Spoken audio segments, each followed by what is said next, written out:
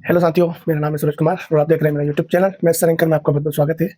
आइए आज हम कक्षा 10वीं के गणित के पार्ट एक वास्तविक संख्याएं का हम ऑब्जेक्टिव पढ़ेंगे परीक्षा अध्ययन से। तो परीक्षा अध्ययन में आप भी परीक्षा अध्ययन लेके बैठ जाइए और ऑब्जेक्टिव देखिए, मैं इनको हल करवा रहा हूँ। चलो, ये स्क्रीन पर भी परीक्षा अध्ययन आपको शो हो रही है ना, तो इसको भी आप देख लें। पहला ऑब्जेक्टिव विकल्प है यहाँ पर, किसी पूर्णांक m के लिए प्रत्येक समपूर्णांक का रूप होगा, है ना। यहाँ ऑप्शन दिया हुआ है, पहला m दिया हुआ है, दूसरा m+1 दिया हुआ है, c वाला जो दिया हुआ है 2m दिया है और d वाला यहाँ पर दिया है 2m+1, ये हमको दिया हुआ है। तो हमें बताना है कि समपूर्णांक का रूप होगा या m कोई पूर्णांक है तो m बराबर हमें कुछ रखना है। यहाँ पर जैसे हम 1 रखते हैं तो यहाँ देखो ये समपूर्णांक नहीं हुआ, यहाँ रखते 1+1, ये तो समपूर्णांक हुआ। तो ये सम है, ये वाला अभी राइट है अभी के लिए। इसमें 2 × 1 रखेंगे तो कितना हो जाएगा 2, ये भी समपूर्णांक है, ये भी अभी के लिए राइट है। ये देखो 2 × 2+1 तो 4+1 कितना हो जाएगा 5, है ना। ये भी एक विषम पूर्णांक है ना। अभी के लिए 2 राइट है, लेकिन हम m के लिए हम कोई 2 संख्या ले लेते हैं, समपूर्णांक लेके देखते हैं कौन सा ही होगा। अब ये ऑप्शन तो हमारे क्या हो गए, क्रॉस हो गए, बच्चे कौन से 2। m की जगह मैंने क्या रखा, अब 2,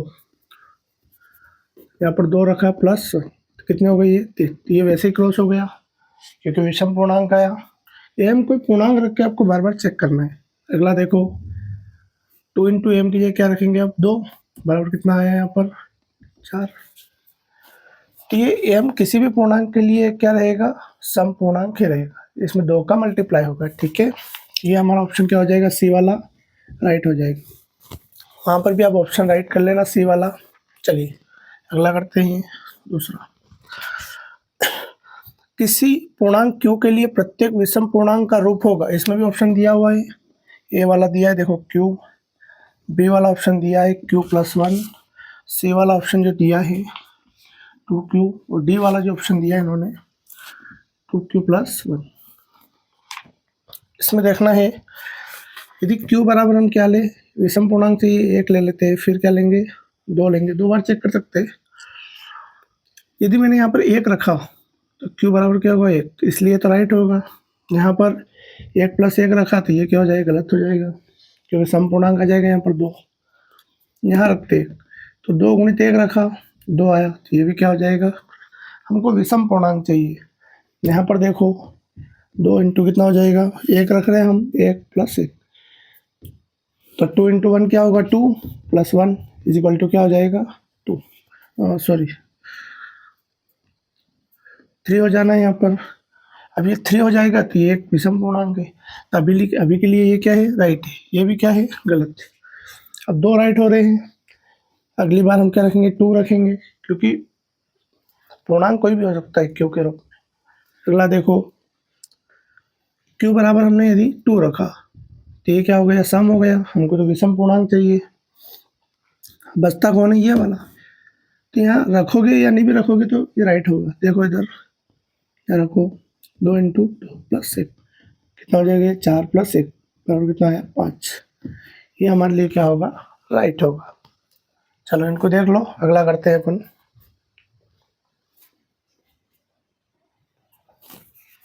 चलो तीसरा देखो, तीसरा ऑब्जेक्टिव है आपके स्क्रीन पर, देखो वहाँ पर n² - 1 8 से विभाज्य है ना। यहाँ 4 ऑप्शन दे रखे हैं, देखो इधर क्या क्या दे रखे हैं। एक पूर्णांक का मतलब होता है कि 1 2 3 कुछ भी, है ना। दूसरा दे रखा है एक प्राकृत संख्या, तो प्राकृत संख्या भी कहाँ से स्टार्ट होती है, 1 2 3, ये भी अनंत तक जाती है। तीसरा ऑप्शन दे रखा है एक विषम पूर्णांक, विषम यानी 1 3 5 7 ऐसे पूर्णांक, और अगला दे रखा है एक समपूर्णांक यानी कि 2 4 6 8। एक विषम पूर्णांक यदि होगा इसके अंदर तो ही n², देखो यहाँ पर n² कुछ भी ऐसा वैल्यू होगी n का मान, यहाँ पर रखेंगे तो वर्क करेंगे और इसमें से घटाएंगे, है ना, तो ही हमको क्या प्राप्त होगा, एक सम संख्या प्राप्त हो सकती है जो 8 से विभाज्य हो सकती है, तो ये ऑप्शन बनेगा। जबकि ये रखेंगे, जैसे यहाँ पर मैंने 2 का वर्ग रखा, 4 माइनस 1 कितना हो जाएगा 3, जो कभी भी 8 से विभाज्य नहीं होगा, क्योंकि एक विषम संख्या प्राप्त होना है। यहाँ देखो कभी भी n का मान 1, 2, 3, तो यहाँ कुछ भी रख सकते हैं, सारा नहीं होगा, क्योंकि यहाँ तो प्राकृत संख्या है, कुछ भी 2 हो सकता है, लेकिन ये तो नहीं है ना, तो इसका क्या हो जाएगा, ऑप्शन गलत हो जाएगा। यानी हमारा ऑप्शन कौन सा सही रहेगा, तीसरा वाला। ठीक है, अगला देखो,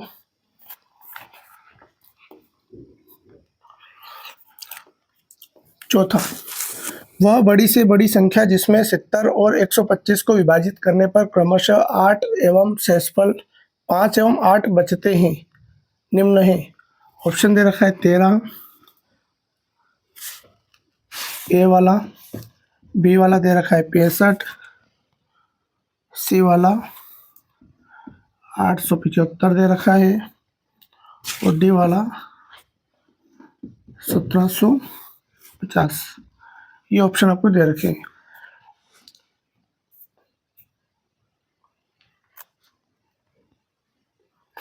यानी कि हमको इन संख्याओं से, एक सेकंड, क्या पूछ रहा है ये,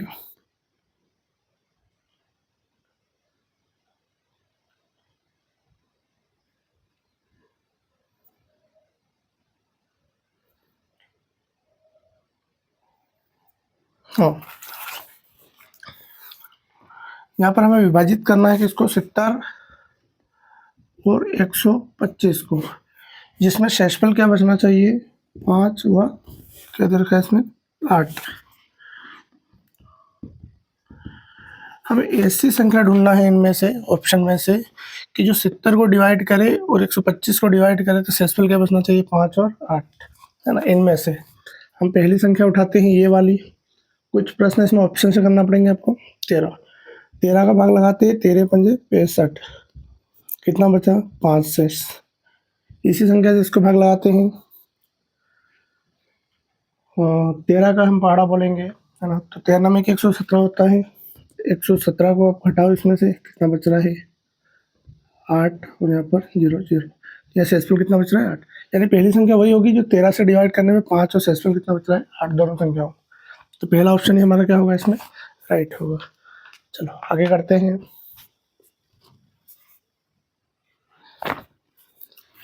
चलो अगला देखो, यदि दो धनात्मक पूर्णांक ए भी निम्न रूप में हो, यानी ए बराबर, यहाँ पर देखो ए बराबर दिया है हमको x घात 3, y की घात 2, और b दिया है आपको x और y की घात 3। x और y अभाज्य संख्याएं हैं, तब HCF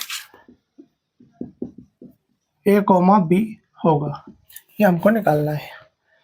तो मैंने आपको बताया था कि जो HCF निकालते हैं, है ना, ये होता है हाईएस्ट कॉमन फैक्टर,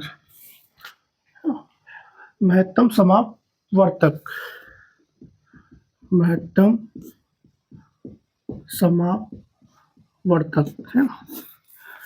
तो महत्तम समापवर्तक में ऐसा रहता है कि इनमें से एक ऐसा कॉमन फैक्टर लेना है जो कि में कॉमन हो, हाईएस्ट कॉमन, ऐसी वो इन दोनों में ऐसा उच्चतम घात कॉमन लेना है जो दोनों में क्या हो, कॉमन हो। तो इसमें देखो ध्यान से, हम HCF ऐसे निकालते हैं जैसे कि 12 और 15 का हमें क्या निकालना है, HCF। तो इसमें क्या कॉमन है, हम देखेंगे 2 गुणित 2 गुणित 3, इसमें 5 दिया 15, इसमें 3 कॉमन है और इसमें 3, यही हमारा क्या होगा, HCF होगा। ऐसे इसमें देखना है, देखो x में दोनों में से क्या कॉमन है, तो x कॉमन है, तो हम यहाँ लिख देंगे x की घात 1, ये कॉमन है। यहाँ से क्या कॉमन है, y की घात 2, तो y की घात 2 लिखते हैं, एक घात लिखते नहीं है इसलिए इसको, तो इसका आंसर क्या होगा, x y वर्ग। तो इसमें ऑप्शन नंबर कौन सा है, देखते हैं अपन, बी वाला। इसमें ऑप्शन नंबर क्या होगा, बी राइट होगा। ठीक है, अगला देखो, ये कौन सा था, 5वां। छठा देखो, यदि दो धनात्मक पूर्णांक a एवं b निम्न रूप में हो, a बराबर x घात 3 y की घात 2 एवं b x y की घात 3, जहाँ x एवं y अभाज्य संख्याएं हैं, तब HCF a, b होगा। नहीं सॉरी, ये थोड़ा सा पुराना ही पढ़ लिया हमने। ये देखो, यदि दो धनात्मक पूर्णांक p एवं q निम्न तरह व्यक्त किए जाए, जहाँ p बराबर दे रखा है हमको ab वर्ग एवं q बराबर दे रखा है यहाँ पर 1/3 p, और आपको एलसीएम बताना है p एवं q का। देखो अभी तक हमने पढ़ा था महत्तम समापवर्तन, है ना, यानी हाईएस्ट कॉमन फैक्टर। अब हम एलसीएम पढ़ेंगे, लोएस्ट कॉमन मल्टीपल होता है लघुत्तम समापवर्त, लघुत्तम समापवर्त, है ना। अब P, Q का हम क्या निकालेंगे, एलसीएम। अब एलसीएम में हम क्या लेते हैं, ऐसा लोएस्ट कॉमन मल्टीपल लेते हैं, है ना, जो अधिकतम घात को रिप्रेजेंट कर रहा हो। यहाँ पर देखो, यहाँ पर अभी तक हमने जो ऐसा कॉमन फैक्टर लिया था जो दोनों में क्या हो, हाईएस्ट कॉमन हो। यहाँ लोएस्ट कॉमन मल्टीपल लेना है, आई बात समझ में। तो देखो यहाँ पर, यहाँ एक की घात 1 है, यहाँ पर कितनी है 3, तो हमें एक की घात कितना लेना है, 3 लेना है, आई बात समझ में। b की घात 2 है, यहाँ b की घात 1 है, हमें क्या लेना है, b की घात 2। यही हमारा ऑप्शन रहेगा। ऑप्शन नंबर कौन सा है, देख लो इसको, a की घात 3 b की घात 2, ये सी वाला ऑप्शन है। तो उत्तर हमारा क्या हो जाएगा, सी हो जाएगा। चलो अगला देखो, इसको उतार लो, थोड़ा सा भी करते हैं।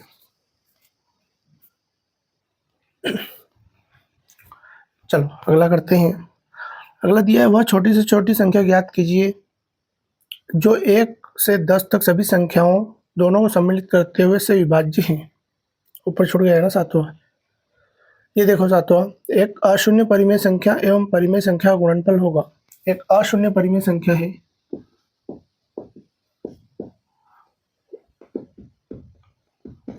सातवां है ये, इंटू एक अपरिमेय संख्या का गुणनफल क्या होगा। तो सदैव एक क्या होगा, अपरिमेय। अभी कैसे होगा, देखो मैंने कोई परिमेय संख्या ले ली, एक अपरिमेय ले ली, करनी 3, तो उत्तर क्या आना है, करनी 3। चलो मैंने 2 ले लिया, यहाँ पर करनी 5 ले लिया, उत्तर क्या आना है, 2 करनी 5। यानी जिसके साथ अपरिमेय संख्या है वो अपरिमेय ही होगी। आई बात समझ में। इसलिए परिमेय संख्या और अपरिमेय संख्या 9th क्लास में पढ़े थे हमने, 10th में पढ़े थे इनको स्टार्टिंग। तो ये एक अपरिमेय संख्या होगी। अगला थोड़ा सा हटा देता हूँ इसको।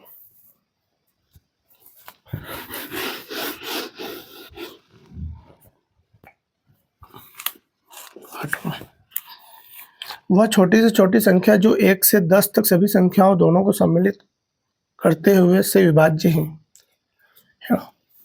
1 से 10 तक, 10, 100, ये बी वाला ऑप्शन है, ए वाला है, सी वाला है इसमें 504, और डी वाला है इसमें 25, 20। अभी बोल रहा है कि 1 से 10 तक सभी संख्याओं से एक साथ विभाज्य होना चाहिए। 10 देखेंगे हम, यहाँ 10 तो कोई विभाज्य है नहीं, मतलब 1 से होगा 2 से हो जाएगा, 3 से नहीं होगा, ये 3 से नहीं हो रहा। हमको तो 1 से 10 तक टोटल विभाजित होना चाहिए, ये तो ऑप्शन ही हट गया।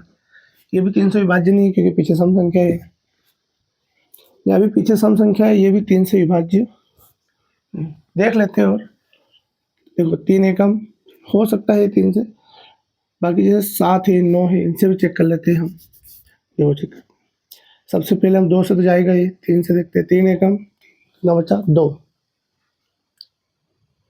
कितना हो गया 20, 3 से 18, 2 बचा, 3 8 24, 3 से तो जा रहा है ये। 5 से चेक करते हैं, 5 से नहीं जाएगा ये क्योंकि पीछे क्या है, 5 से विभाज्य होने के लिए 5 और 0 का होना आवश्यक है पीछे, जो कि यहाँ पर नहीं है। यहाँ पर देखो कंडीशन हो सकती है 3 8 24 और 3 चौक 12, 3 से भी जा रहा है। अब चेक कर लेते, 5 से तो जाएगा ही जाएगा, 6 से भी जाएगा, 7 से चेक, 7 त्रिज्या कितना होता है 21, कितना बचा यहाँ पर 4, तो 7 6 कितना होता है 42, तो जा रहा है, डिवाइड हो रहा है यहाँ पर। तो इसका क्या होगा, डिवाइड 8 से 9 से तो जाएगा ही जाएगा, तो ये टोटल से विभाजित, तो ये हमें क्या कर लेना है, राइट। तो वहाँ क्या लगा लेना, 25 20 राइट। अगला 96 और 404 का एचसीएफ होगा। 96 और 404 का हमें क्या निकालना है? एचसीएफ निकालना है। एचसीएफ निकालने के लिए आपको उनको फैक्टर का यूज़ करना पड़ेगा, गुणनखंड विधि। 96 उससे 4 बार जाएगा, फिर 16 हो जाएगा, तो 2 16, फिर 2 से 2 दूनी 4, 2 चौका 2 से कितनी बार जाएगा? ये 12 बार, फिर 2 से 6 बार, फिर 2 से 3 बार, 3 से 1 बार, खत्म हुआ। 404 का देख लो, 2 से 4, हाँ सॉरी 2 0 2, फिर 2 से डिवाइड करो, 1 0 1 0 1 का ही जाएगा, ये अभाज्य संख्या है। तो हमें एचसीएफ निकालना है, तो हाईएस्ट कॉमन फैक्टर क्या होगा यहाँ पर? 2 2 4, जो दोनों में होना चाहिए। ये क्या होगा? 4, तो इसका एचसीएफ कितना हो जाएगा? 4। ये हमारा राइट आंसर होगा। ठीक है, अगला देखो 6,20 का एचसीएफ। अब यहाँ पर उन्होंने पूछा है 6,20 का एचसीएफ। कौन सा सवाल है? सवाल नंबर 10। देखो यहाँ पर, अब 6 में क्या है? 2 गुणित 3, इसको हम लिखेंगे 2 गुणित 4, 5 हो गया यहाँ पर, 5 2 दूनी 4 और 4 5। कॉमन क्या है यहाँ पर? 2, यहाँ पर क्या है? 2। तुम्हारा उत्तर भी क्या होगा? 2, ये राइट होगा। ठीक है, लगा लो इसको आप भी ऑप्शन में। चलो इतना कर लो, फिर रिक्त स्थान करते हैं इसकी।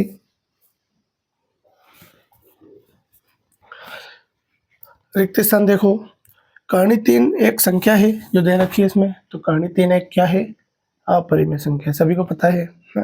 कर्णी वाली जो संख्या जो बाहर नहीं निकल सकती कर्णी से, वैसी संख्या क्या कहलाती है? अपरिमेय संख्या। अगला देखो, कर्णी पी, जहाँ पी एक अभाज्य संख्या होती है, एक यदि कर्णी पी में एक अभाज्य संख्या है, दूसरा रिक्त स्थान है ये रिक्त स्थान, ये अभाज्य संख्या के अंदर तो कर्णी से बाहर नहीं निकलेगी, तो ये अपरिमेय ही कहलाएगी। दूसरा ऑप्शन क्या होगा? निम्नलिखित में प्रत्येक उभयनिष्ठ अभाज्य गुणनखंडों की सबसे छोटी घात का गुणनफल कहलाता है। सबसे छोटी घात का गुणनफल क्या कहलाता है ना? ये अपना एचसीएफ होगा।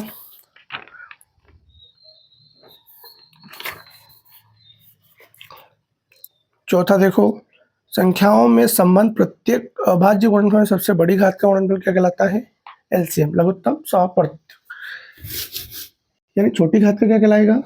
एचसीएफ, महत्तम समापवर्तक, और इधर लघुत्तम समापवर्तक। ठीक है, अगला देखो पांचवा। देखो पांचवा करेंगे अपन।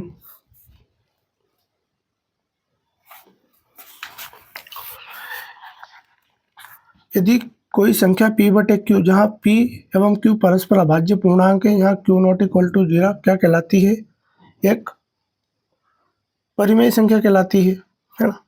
क्या हो जाएगा ये? जहाँ पर p बटे q के रूप में हो, और यहाँ पर q नॉट इक्वल टू क्या हो? 0। ये 9th क्लास में पढ़ा था हमने, है ना, पहले चैप्टर का पहला ही प्रश्न है ये। तो p बटे q क्या है? परिमेय संख्या। वो 0 वाला था, उसमें 0 एक परिमेय संख्या है। यहाँ q 0 नहीं होना चाहिए, यदि q 0 हो जाता है तो क्या हो जाएगा? यहाँ इन्फिनिटी आ जाएगा, अपरिभाषित हो जाएगा। अगला एचसीएफ, देखो यहाँ अगला दिया, ये ऑप्शन पूछा गया था एग्जाम में। एचसीएफ कोमा ए कोमा बी क्रॉस एलसीएम ए कोमा बी बराबर, रिक्त स्थान दे दिया था।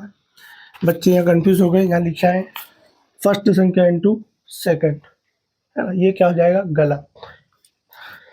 ध्यान से देखना, यहाँ कुछ भी आ जाए, जैसे ऐसा आ जाए HCF first into second multiply LCM first into second, इस स्थिति में यहाँ अलग अलग उत्तर आएंगे। यहाँ पर जो उत्तर आएगा वो आएगा ए और बी। वही तो वे दो संख्याएं हैं जिनका एलसीएफ और जिनका एचसीएफ। यहाँ पर ये दो संख्याओं का क्या है? एचसीएफ। दो संख्याओं का एलसीएम यहाँ आएगी फर्स्ट एंड सेकंड। यहाँ एल एम दे दे, कुछ भी दे दे, जो क्वेश्चन में दे दे वही यहाँ लिखना है, क्योंकि उन्हीं दो संख्याओं का गुणनफल किसके बराबर होता है? उनके एचसीएफ इंटू उनके एलसीएम के। कई बच्चे कंफ्यूज हुए थे इसमें पिछली बार। चलो जोड़ी बनाते हैं अपन, इसको उतार लो।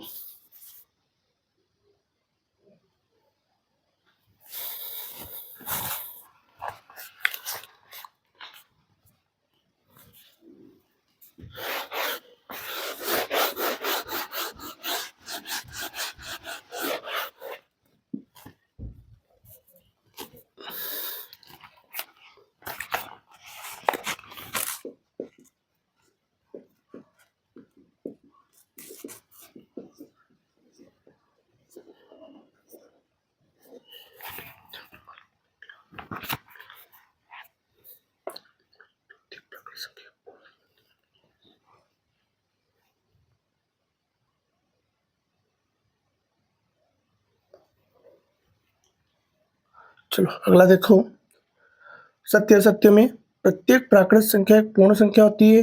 प्रत्येक प्राकृत संख्या कहाँ से स्टार्ट होती है? 1 2 3। तो पूर्ण संख्या कहाँ से स्टार्ट होती है? तो प्रत्येक प्राकृत संख्या पूर्ण संख्या होगी, क्योंकि पूर्ण उसके अंदर आती है, यानी सारी प्राकृत संख्या पूर्ण संख्याओं के अंदर आती है। पूर्ण संख्या कहाँ से स्टार्ट होती है? 0 से। ठीक है, तो पहला क्या हो जाएगा? सत्य। दूसरा देखो, मैं लिख देता हूं यहाँ पर प्राकृत संख्या, और एक होती है पूर्ण संख्या। कहाँ से स्टार्ट होती है? देखो 1 2 3 4 अनंत तक जाएगी। 0 1 2 3 4 ये भी कहाँ तक जाएगी? यानी प्राकृत इसके अंदर आएगी इसे, तो सभी प्राकृत संख्या पूर्ण संख्या होगी। अगला, प्रत्येक पूर्णांक प्राकृत संख्या होती है। देखो यहाँ पूछा है प्रत्येक पूर्णांक प्राकृत संख्या होती है। पूर्णांक संख्या जो होती है उसकी वो ये होती है 0 -1 -2 -3 1 2, ये सभी प्राकृत संख्या है, पूर्णांक है, इंटीजर है ये। तो ये माइनस प्लस में हो सकते हैं। तो प्राकृत संख्या कहाँ से स्टार्ट होती है? यहाँ से। तो सभी पूर्णांक नहीं हो सकते। यही बात समझ में? ये क्या हो जाएगा? असत्य। अगला,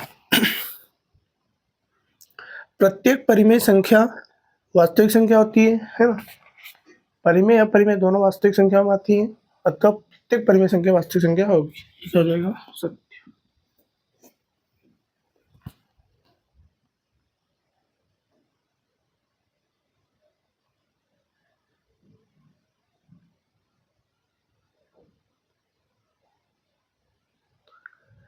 अगला है, इसमें प्रत्येक वास्तविक संख्या अपरिमेय संख्या होती है। प्रत्येक वास्तविक संख्या अपरिमेय संख्या होती है, क्योंकि परिमेय भी होती है ना? प्रत्येक वास्तविक संख्या परिमेय तथा अपरिमेय दोनों होती है। ये केवल पूछ रहा है कि केवल अपरिमेय होती है, तो असत्य हो जाएगा ये। पांचवा देखो, प्रत्येक पूर्णांक को p / q के रूप में व्यक्त किया जा सकता है, जहां p एवं q पूर्णांक है लेकिन q नॉट इक्वल टू 0। ये बिल्कुल सत्य होगा, हमने पढ़ा इसको भी, छठा वाला। कर्णी 2 एक परिमेय संख्या है, असत्य हो जाए, क्योंकि कर्णी 2 किस संख्या है? परिमेय संख्या है।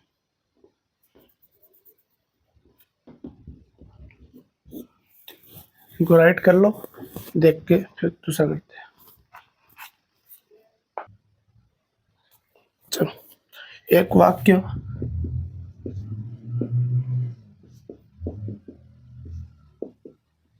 एक वाक्य में है, इसका पहला, दूसरा, तीसरा, चौथा, पांचवा, 4 ही दिए इसमें तो। चलो देखो, पहला पढ़ो स्क्रीन पर। 4 एवं 5 का महत्तम समापवर्तक यानी HCF होगा 4 और 5 का। देखो यहाँ पर 4 और 5, इसमें इसके टुकड़े करेंगे तो 2 गुणित कितना हो जाएगा? 2। 5 के करेंगे 5 गुणित 1, तो इसके मल्टीपल में 1 तो है ही सही, तो इनका HCF क्या होगा? 1। जहाँ पर कुछ भी कॉमन नहीं हो दोनों संख्याओं में, तो वहाँ उनका HCF कितना होता है? 1 होता है। ठीक है, ये याद रखना। अगला,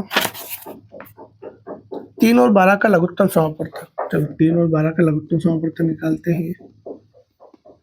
3 में 3 गुणित 1 होगा, यहाँ पर 3 गुणित 2 गुणित 2 है ना? तो ज़्यादा से ज़्यादा जो कॉमन संख्या है हमको वो लेना है, जो इन दोनों संख्याओं का क्या हो जाए, ऐसा मल्टीपल लेना है जो दोनों संख्याओं से डिवाइड हो जाए, है ना? तो देखो यहाँ पर 3 है, तो 3 हमको एक ही बार लेना है, बाकी जो संख्याएं हैं हमको लेना है कंप्लीट। 3 दूनी 6, 6 दूनी 12, एलसीएम क्या होगा? 12। या इस तरीके से नहीं करो तो ऐसे निकाल लेना, 12, 3, 2 का भाग लगाओ 6, 3, फिर 2 से, फिर 3 से, कितना आएगा? ये 12। तो क्या हो जाएगा इसका? सेम 12। अगला पढ़ो, दो संख्याओं का a, b के LCM a, b HCF a, b क्रमशः x एवं y है ना? एलसीएम और HCF दिया है, तो a × b, x और y में क्या संबंध है ना? एलसीएम और HCF दे रखा है, तो इनमें संबंध क्या होगा? ठीक है, तो इनका संबंध होगा a × b बराबर क्या होगा? x × y, x × y। आई बात समझ में? यानी कि इनका क्या दे रखा है उन्होंने, एलसीएम दे रखा है ना, दो संख्याओं का ए कॉमा बी के लिए एलसीएम कितना हो जाएगा, ए बी इतना एक्स और वाई, तो ए इंटू बी बराबर एक्स इंटू वाई होगा। ठीक है, अगला यदि ए बराबर बी क्यू तो ए और बी में संबंध क्या होगा, है ना, ए बराबर बी क्यू हम लगाते हैं ना, जैसे यहाँ पर ए, ये बी हो जाएगा और ये क्या हो जाएगा क्यू, तो बी यदि क्यू बार यदि डिवाइड किया है और सेल्सफल जीरो बचा है आर बराबर, तो बी ए का क्या है, एक गुणनखंड है, क्या है, बी ए का एक गुणनखंड या फैक्टर है। ठीक है, तो ये पार्ट एक के हुए ऑब्जेक्टिव खत्म, है ना, तो आपको अच्छे समझ में आए होंगे ऑब्जेक्टिव, ऐसे बने रहिए, है ना। नेक्स्ट वीडियो आपका पार्ट 2 का होगा जिसमें ये ऑब्जेक्टिव आपको मिलेंगे। अपने अंत इनको कॉपी पेन उठा के करिएगा शांति से, है ना। आपके ऑब्जेक्टिव 30 नंबर के आने वाले हैं 10वीं में, तो 30 नंबर में से एक नंबर भी आपका गलत नहीं होगा, ये मेरी गारंटी। बस आप इनको सीखते रहिए ऐसे ही। ठीक है, धन्यवाद साथियों, जय हिंद।